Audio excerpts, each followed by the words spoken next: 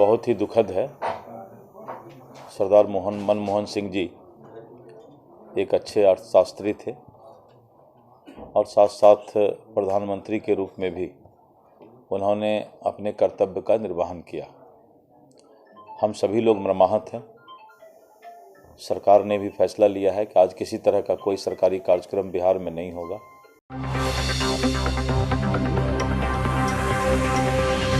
नमस्कार, आप देख रहे हैं पीटीएन न्यूज और मैं हूं आपके साथ प्रभाकर पांडे। आपको बता दें कि देश के सबसे बड़े अर्थशास्त्री और पूर्व प्रधानमंत्री डॉक्टर मनमोहन सिंह के निधन पर भारतीय जनता पार्टी के प्रदेश अध्यक्ष और राजस्व एवं भूमि सुधार मंत्री दिलीप जायसवाल ने गहरी शोक व्यक्त की है।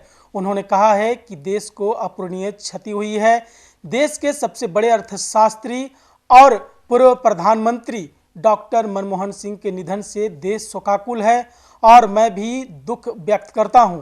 उन्होंने कहा है कि इस क्षति को कोई दूसरा पूरा नहीं कर सकता है।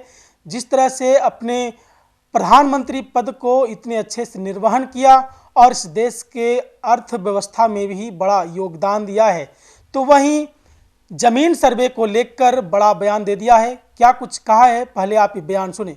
बहुत ही दुखद है। सरदार मनमोहन सिंह जी एक अच्छे अर्थशास्त्री थे और साथ साथ प्रधानमंत्री के रूप में भी उन्होंने अपने कर्तव्य का निर्वहन किया। हम सभी लोग मर्माहत हैं। सरकार ने भी फैसला लिया है कि आज किसी तरह का कोई सरकारी कार्यक्रम बिहार में नहीं होगा। भारतीय जनता पार्टी प्रदेश अध्यक्ष के रूप में भी हमने भी फैसला लिया है कि आज किसी तरह के कोई कार्यक्रम में हम लोग नहीं जाएंगे। भारतीय जनता पार्टी भी आज शोक मनाएगी उनका और किसी तरह का कोई कार्यक्रम हम लोग भी आज आयोजित नहीं करेंगे। देखिए, ऐसा है कि मैंने पहले भी कहा कि ये लोग बेचैन आत्मा हैं और उसी बेचैनी में उटपटांग बातें करते रहते हैं और इस तरह की बातें करके अपने आप को अगर वो खुश रखना चाहते हैं तो रहें। एनडीए पूरा मुस्तैदी के साथ सरकार भी चला रही है और संगठन में भी 15 जनवरी से हम लोग पूरे बिहार के अंदर संयुक्त कार्यकर्ता सम्मेलन करने जा रहे हैं और इन्हीं सब चीज को देख करके विपक्ष में और वो हतोत्साहित होने का माहौल उनका बना है।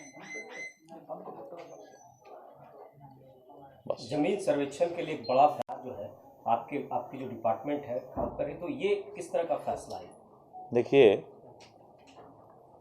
जब सर्वे शुरुआत हुआ तो बहुत सारी समस्याएं रैयत को, जनता को आना शुरू हुआ। उसके बाद हम लोगों ने सर्वे को एक बार रोक दिया। करीब 75 लाख परिवार ने फर्स्ट फेज में, प्रथम फेज में अपना सर्वे का सारा कागजात सेल्फ डिक्लेरेशन किया और जो सही भी है। तो 75 लाख परिवार ने बिहार में सर्वे का काम करवा लिया, जिसको हम अब अंतिम चरण में लेने जा रहे हैं।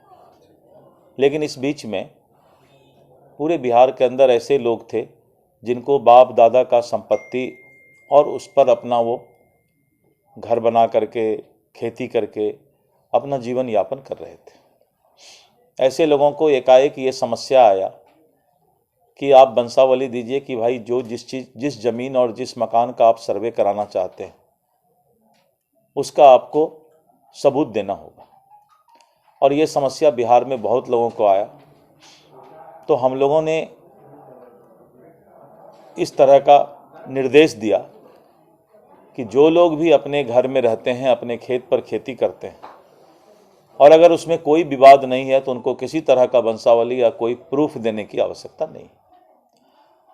इससे करीब करीब 70% रैयत को राहत मिल जाएगा और जो समस्या था वो समस्या ही समाप्त हो जाएगा।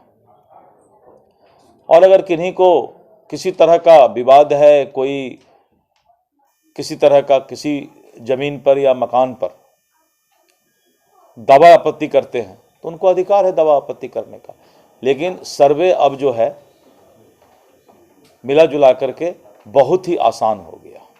लेकिन एक सवाल है ना सर कि कोर्ट में बहुत सारे राजस्व एवं भूमि सुधार मंत्री दिलीप जायसवाल ने कहा कि जमीन सर्वे का काम बहुत ही अच्छी ढंग से और तेजी से चल रहा है और ये अंतिम रूप देने में मैं लगा हूं।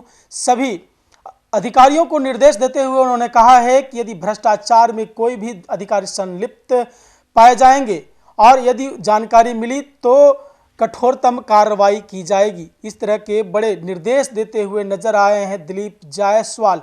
उन्होंने कहा है कि यदि जमीन सर्वे में अच्छी तरह से कानून का भी और उसमें नियम का भी परिवर्तन मैंने किया है और उसमें किसी प्रकार से वंशावली यदि किसी के पास नहीं हो और जमीन उसके ही अधिग्रहण में हो और किसी प्रकार से कोई उस पर हस्तक्षेप नहीं हो तो वंशावली बनाने की भी कोई ज़रूरत नहीं है।